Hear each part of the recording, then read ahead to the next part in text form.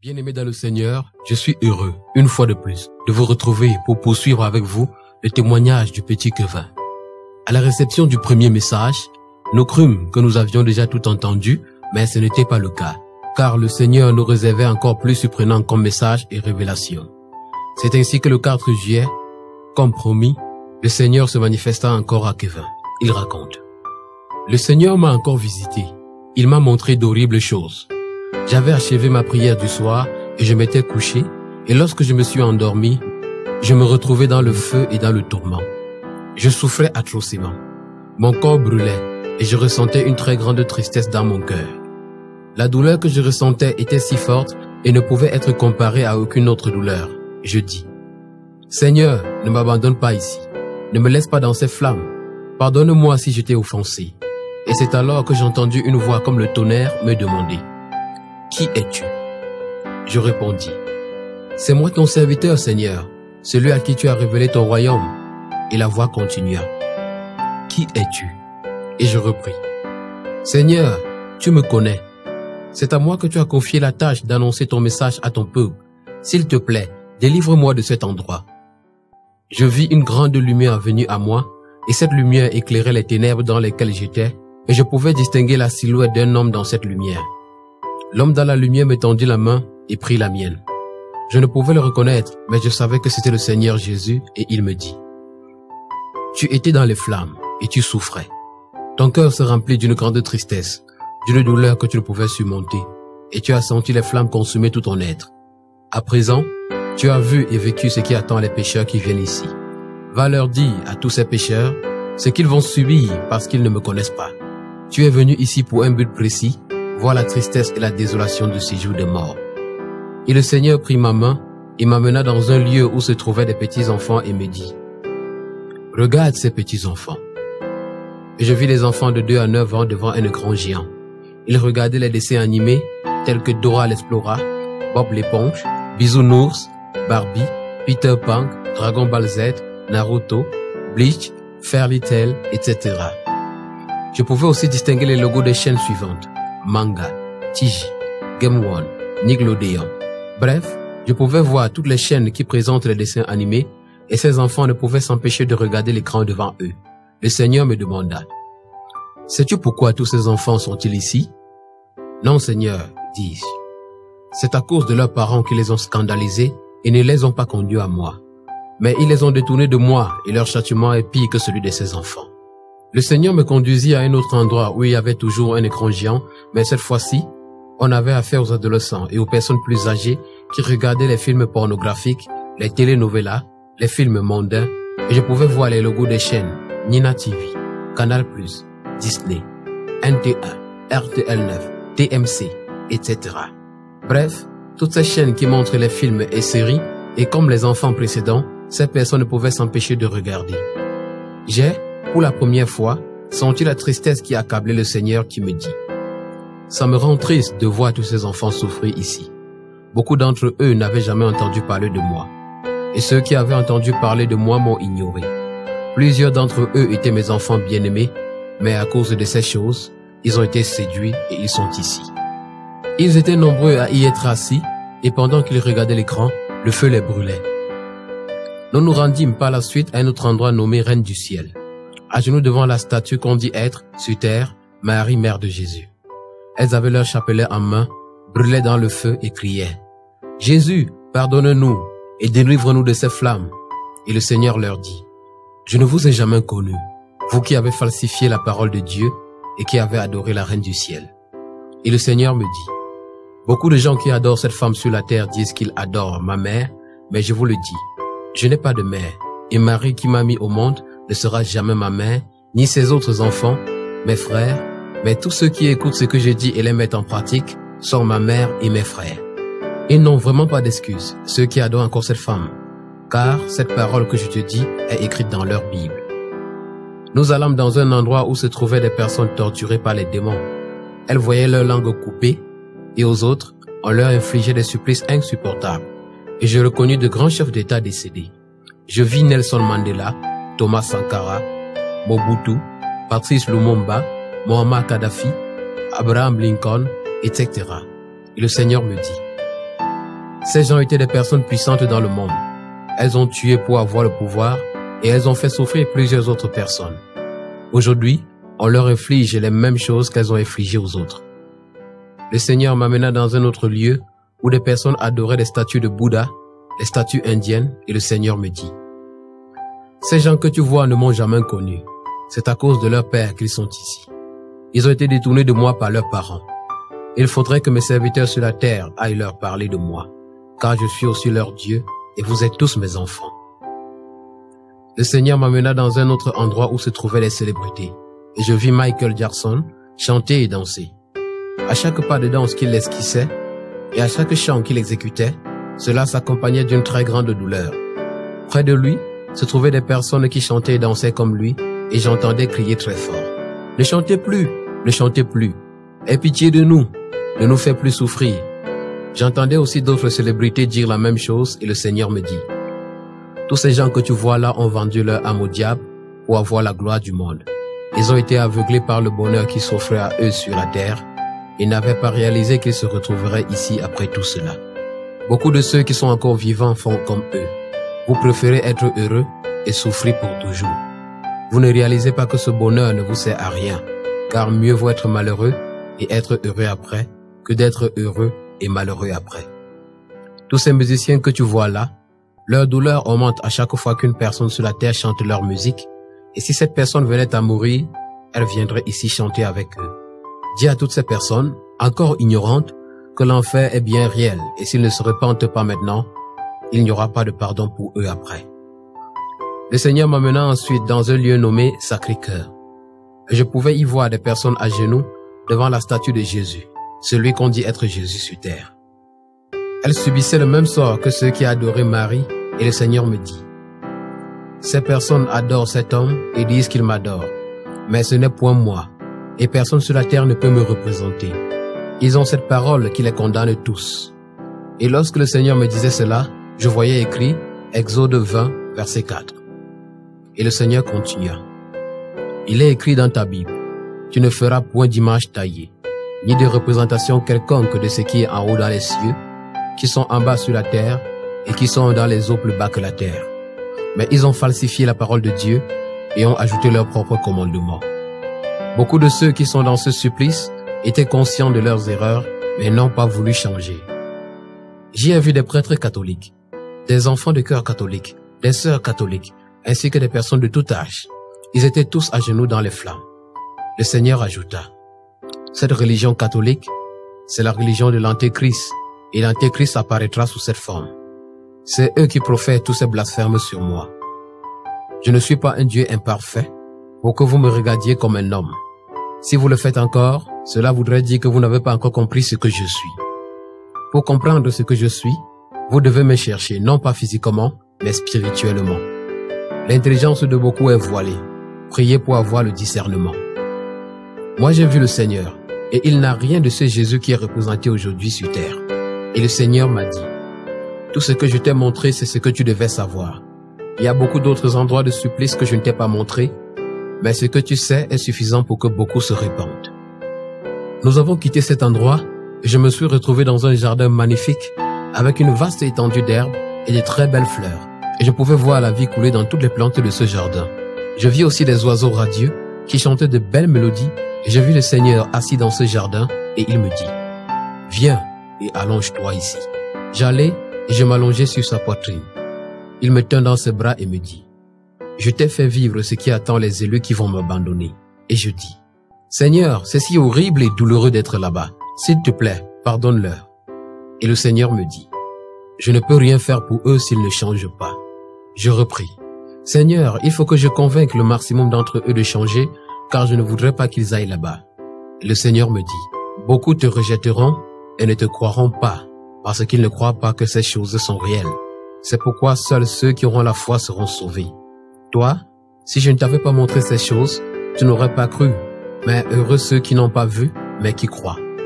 Et moi ensuite d'ajouter: Seigneur, je comparais ce que les gens disaient à ce que tu as dit. Le Seigneur me reprit: c'est parce que tu jugeais ces choses avec ton intelligence, quoique tu te servais de ta Bible, mais c'est avec l'Esprit de Dieu que vous confirmez si ces choses viennent de moi. Les hommes utilisent leur intelligence pour me comprendre, mais ils ne le peuvent pas sans l'Esprit de Dieu. Les pharisiens connaissaient les Écritures qui parlaient de moi, mais ils n'ont pas cru en moi parce qu'ils n'avaient pas l'Esprit de Dieu en eux. Regarde mes mains, mes pieds, et regarde mon côté. Sais-tu pourquoi je garde ces marques? Et je dis, oui Seigneur, je pense que c'est pour prouver à ceux qui te voient que c'est bien toi, car tu n'as pas changé, et que ce n'est pas facile de te remarquer sans ces marques.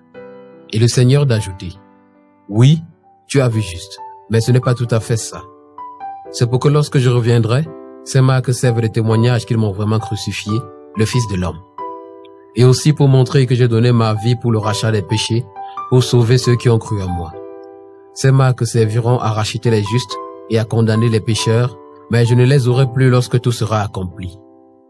Je me sentais si bien dans les bras du Seigneur et je pouvais ressentir son amour. Cet amour est parfait et aucune autre personne sur terre ne peut nous l'offrir. Personne sur la terre ne nous aime comme Christ. L'amour de Christ est indescriptible avec les mots et on ne saurait lui donner sa juste valeur en le définissant par notre vocabulaire. Cet amour est au-dessus de tout notre entendement et surpasse notre logique et notre compréhension. Le seul mot qu'on puisse employer pour le définir, c'est perfection. Je sentais cet amour pénétrer tout mon être. Et je me sentais comme un enfant réconforté dans les bras de son père et le Seigneur m'a dit, j'aime tous mes enfants et je ne veux pas qu'ils aillent où tu étais, mais mes enfants ne m'aiment pas car ils ne font pas ce que je leur demande de faire.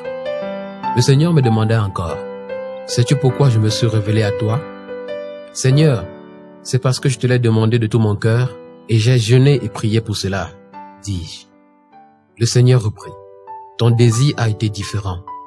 Tu m'as désiré différemment et tu as eu la foi en ce que tu voulais. Les autres me désirent pour les miracles. Ils me désirent pour les solutions. Ils me désirent pour avoir le Saint-Esprit, pour chasser les démons, pour les prophéties. Ils ont la foi pour ces choses qu'ils veulent que je leur donne et non pas assez de foi pour les moindres choses. Toi, tu as choisi de demander les moindres choses et tu as cru que je pouvais te le donner. Tu as persévéré jusqu'au bout pour l'avoir et beaucoup ne jeûnent et ne prient pas parce qu'ils veulent me voir, mais ils jeûnent et prient pour les choses qu'ils veulent que je fasse pour eux. Mais toi qui m'as demandé peu de choses, je t'ai donné beaucoup et c'est pourquoi celui qui se rabaissera sera élevé et celui qui s'élèvera sera rabaissé. Désirez donc les moindres choses pour avoir les grandes. Dans ta Bible, il est écrit, celui qui ne hait pas son père, sa mère, ses frères, ses sœurs, sa femme, ses enfants et même sa propre vie, il n'est pas digne de moi. Luc 14, verset 26. Beaucoup n'ont pas pris cette parole au sérieux. Ils se disent que je ne peux pas leur demander de haïr leurs parents. Moi qui ai dit honore ton père et ta mère, mais ce que je t'ai dit apparaît 3 fois dans la Bible. Et cette parole est bien sortie de ma bouche. C'est bien moi qui vous demande de haïr vos proches pour venir à moi. Car beaucoup aiment leur père, leur mère, leurs frères, leurs sœurs, leurs femmes, leurs enfants et leur vie, et c'est à cause de ça qu'ils vont dans le tourment des flammes. Tu étais dans ce lieu et tu as vu que plusieurs y étaient à cause de leurs parents. S'ils connaissaient ce qu'est le royaume des cieux et ce qu'est l'enfer, ils les haïraient tous. Si c'est à cause d'une personne que tu iras dans le feu éternel, cette personne a la même place que Satan dans ta vie, qui, lui aussi, te conduit en enfer avec lui. Je vous le dis, il n'y a rien de plus important à désirer pour un homme que le royaume des cieux. Si tu n'as pas d'enfant, ni de mari, ni de femme, ni de famille, ni de maison, ni de quoi manger, ni de quoi te vêtir, si tu n'as même rien dans le monde, mais tu as le royaume des cieux, tu as tout. Car ce que tu n'as pas pu avoir sur la terre, tu l'obtiendras au centuple. Ne soyez donc pas tristes pour ce que vous perdez maintenant, mais soyez heureux pour ce que vous aurez après. Et, même maintenant, je ne vous laisserai pas sans rien. Si vous perdez tout à cause de moi, vous le retrouverez dans le siècle présent et dans le royaume des cieux à venir, car vous ne devez pas quitter le monde maintenant, mais vous devez vivre pour continuer mon œuvre et sauver mes enfants qui sont encore perdus et dispersés. Il vous a été épargné de porter les fardeaux difficiles, mais maintenant, je vous le dis, vous devez vous efforcer de porter ce qui est difficile, de peur qu'en portant les fardeaux légers, vous ne soyez rattrapés en chemin. Vous devez maintenant savoir vos objectifs et savoir ce que cela implique. Si vous n'avez pas d'objectif, vous êtes confondu aux païens. Si votre objectif n'est pas le royaume des cieux, vous êtes païen. Que celui parmi vous qui pêche et qui ne veut pas se repentir soit considéré comme un païen, car son objectif n'est pas le royaume des cieux. Si quelqu'un écoute ces avertissements que je donne et ne se repent pas, il ne se repentira jamais. Si vous ne venez pas à moi pour le royaume des cieux, vous êtes des païens, et le royaume des cieux pousse à la repentance. Connaissez maintenant ce que vous voulez et pourquoi vous travaillez. Lorsque nous étions encore dans le jardin, le Seigneur me dit, le gouvernement mondial est déjà en place, et le diable occupe déjà tout ce qui est dans le monde. Toutes les puissances de la terre lui appartiennent, et bientôt elles vous feront la guerre. Tous les appareils électroniques que vous possédez sont fabriqués par le gouvernement mondial, et tous les réseaux sociaux leur appartiennent. Le diable fait tout cela pour vous détourner de moi. Il utilise ces choses pour le faire. Il enseigne une autre croyance au monde, la croyance en la science humaine. Les mathématiques, la logique et bien d'autres encore, tous ces enseignements sont des enseignements basés sur les faits et les preuves. Le diable enseigne au monde à croire ce qu'il voit, à croire ce qui est normal, logique et compréhensible. Et beaucoup de gens se basent sur ces connaissances pour vivre. Mais je vous le dis, les choses de Dieu sont une folie, incompréhensible, pas logique, pas normale et irrationnelle pour les hommes. C'est pourquoi beaucoup ne croient pas en moi et beaucoup perdent leur foi à cause de ce que le monde vous enseigne. Vous ne devez pas vous détourner de moi à cause de ces choses qu'on vous enseigne. La science des hommes ne peut expliquer les œuvres de Dieu. La pensée des hommes est contraire à celle de Dieu. Cet enseignement que vous recevez du monde ne doit pas être pour vous une occasion de chute. Soyez instruits, mais ne croyez pas ces choses qu'on vous enseigne. Que ces choses n'affectent pas la foi qui est bâtie sur la parole de Dieu. Les choses du monde sont mauvaises, mais ça ne doit pas être une barrière pour mon œuvre. Utilisez s'il est nécessaire pour mon œuvre pour sauver mes enfants. Si vous possédez quelque chose de mauvais, utilisez-le pour faire quelque chose de bien. Beaucoup de mes enfants sur terre aiment encore les choses du monde et vous persistez à faire comme ceux du monde. Je t'avais dit que les habits que vous avez, vous ne devez pas les porter, mais tu continues à mal te vêtir. Je demandai au Seigneur, qu'est-ce qui est mal dans mon habillement? Et il répondit, je vais encore te montrer ces habits païens. C'est alors que je vis que je portais encore les pantalons jeans. Et il me dit, si vous aimez encore ces choses, vous n'avez pas l'amour du Père en vous. Cette fois, je vis les serviettes hygiéniques que les femmes utilisent lorsqu'elles saignent. Et il reprit, dans le siècle présent, Satan se sert des idées, de la morale, de la philosophie, de la psychologie, des plaisirs, des gouvernements, de la culture, du système éducatif, de la science, de l'art, de la médecine, de la musique, du système économique, des divertissements, des médias, de la religion, des sports, du monde tout entier pour s'opposer à Dieu, à son peuple, à sa parole et à sa justice. Lorsqu'il me parlait, je voyais 1 Jean 2, versets 15 à 16, et il me dit, beaucoup ignorent cette parole. Mes enfants doivent prendre conscience que derrière chaque entreprise humaine, il y a un esprit ou une puissance qui agit contre moi. Ces jeans ou ces habits du monde que vous portez proviennent de ces entreprises du monde.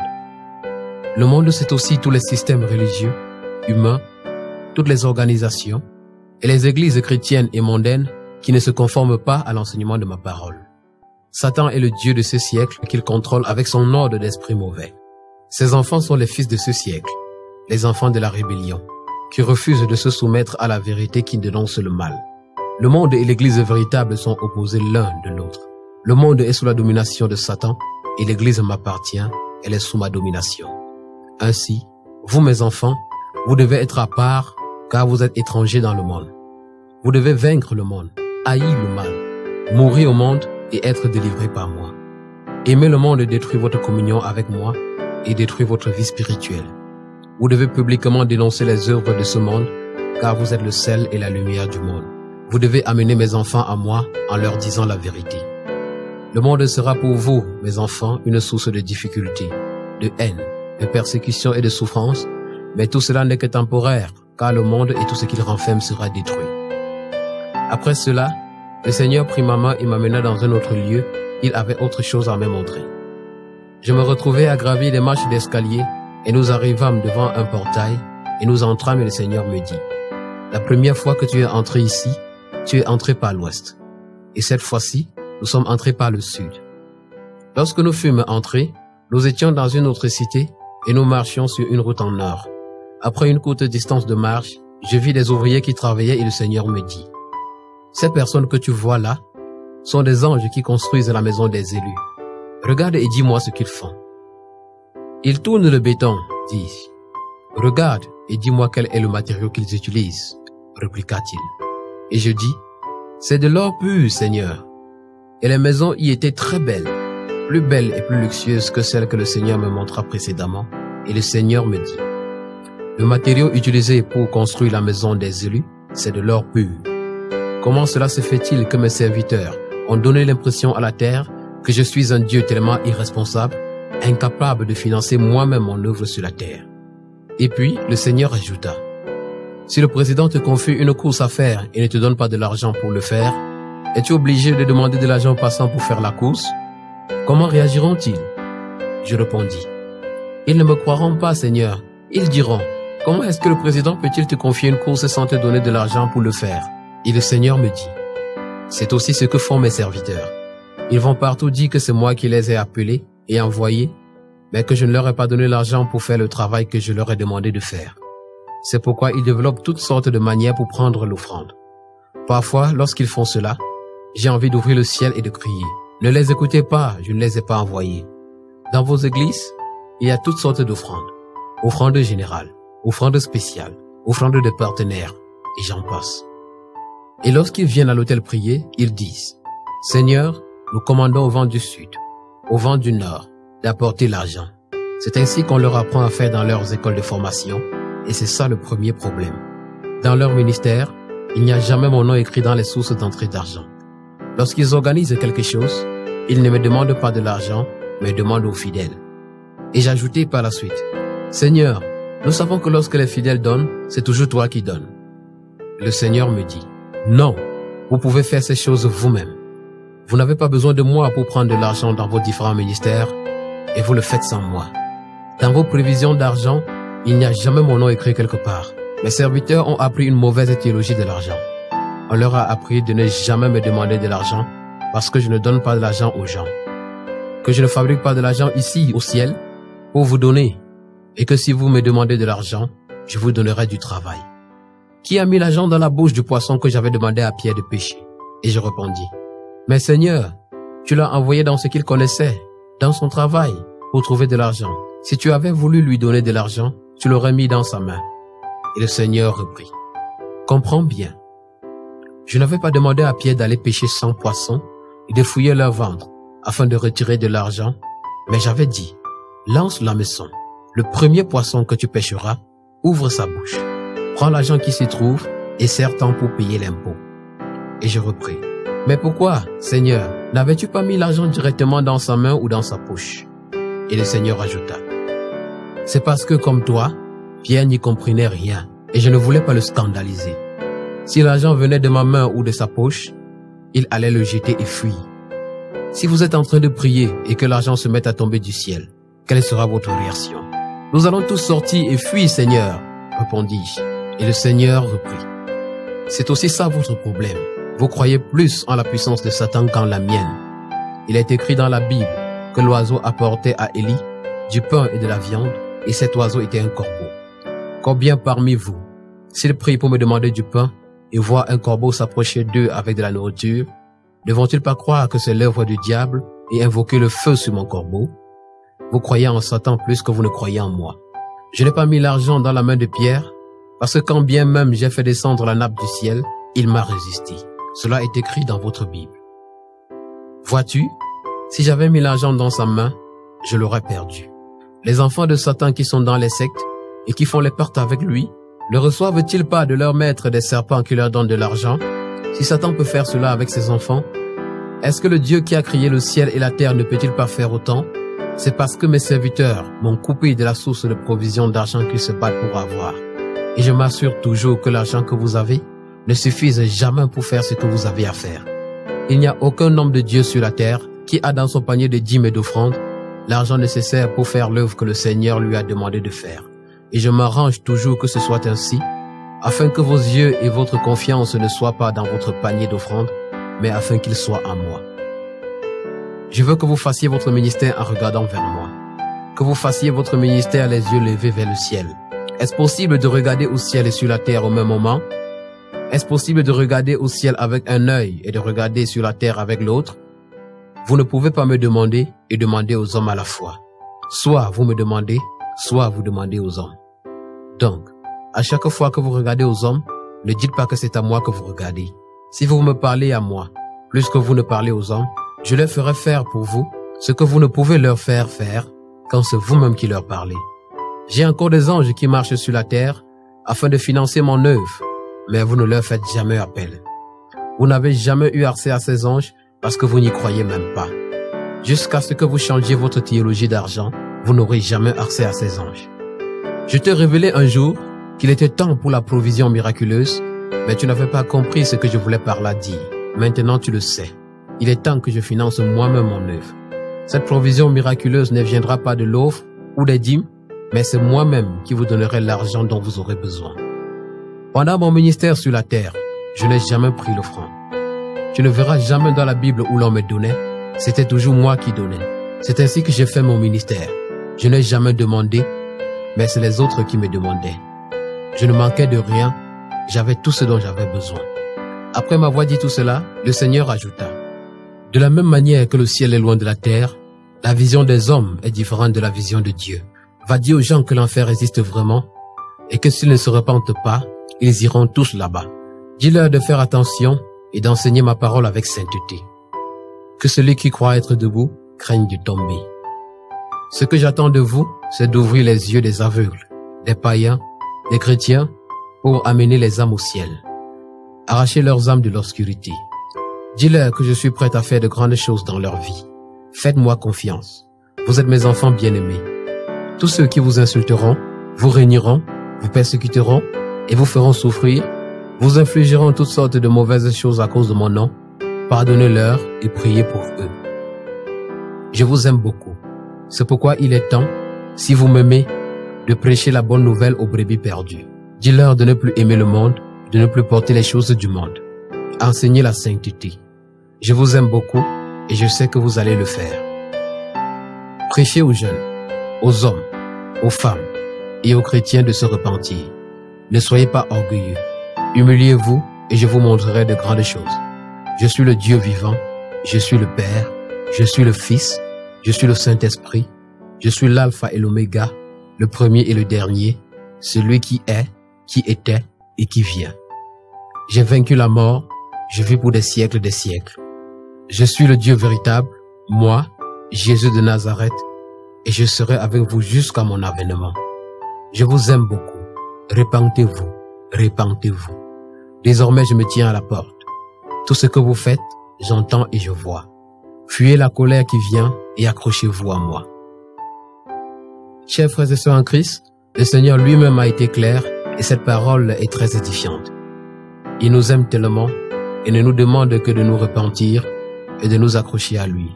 Il a dit, si quelqu'un écoute ses avertissements et ne se repent pas, il ne se repentira jamais. Alors, qu'attendons-nous pour le faire? Ce message est adressé à tous, tel qu'il l'a mentionné. Toi, chrétien, tu n'es pas à l'abri. Redresse ton chemin. Réveille-toi et marche droitement vers le royaume des cieux. Nul besoin de faire quelconque commentaire ou appuyer ce message si clair. Ce que le Seigneur montra à Kevin, il a montré à plusieurs autres. Mais cette fois-ci, je pense qu'il a été très explicite. Je nous exhorte à nous lier à la parole de Dieu, car elle est une lampe à nos pieds et une arme puissante entre nos mains. Mon peuple périt faute de connaissance. Osée 4:6. Celui qui ignore la parole est à la merci du malin.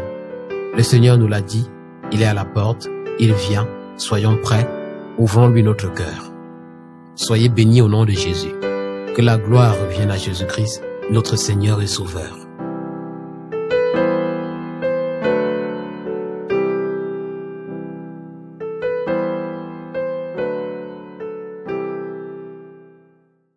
Bien-aimé dans le Seigneur, je suis